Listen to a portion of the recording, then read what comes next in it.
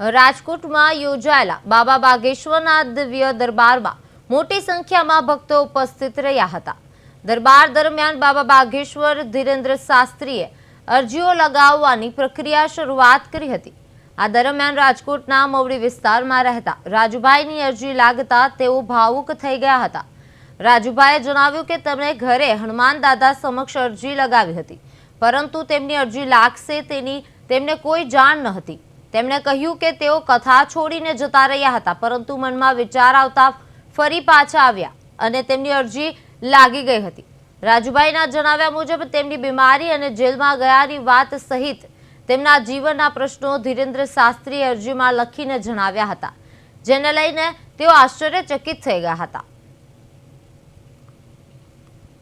એટલે હું તો અહીંયા આવ્યો હતો, પણ મને વિશ્વાસ નતો કે મારો વારો આવે। મારા ઘરનાને અને મારા બાબાની બેબીને એ બેને અહીંયા પંડાલમાં ઉતારી અને હું ઘરે જતો હતો।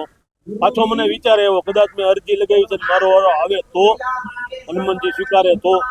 એટલે હું પાછો આવ્યો, સ્કૂટર પાર્કિંગ કરી અને અંદર આવ્યો તો મને ગેટ પર રોક્યો કે તમારી પાસે પાસ છે? મેં પાસ મારા ઘરના આગળ ગયા છે, એમની પાસે છે, ફોટો બોલીને હું અંદર આવ્યો। થોડીક વાર બેઠા અને અરજી ચાલુ થઈ, પહેલું બીજું ત્રીજું નામ મારું આવ્યું।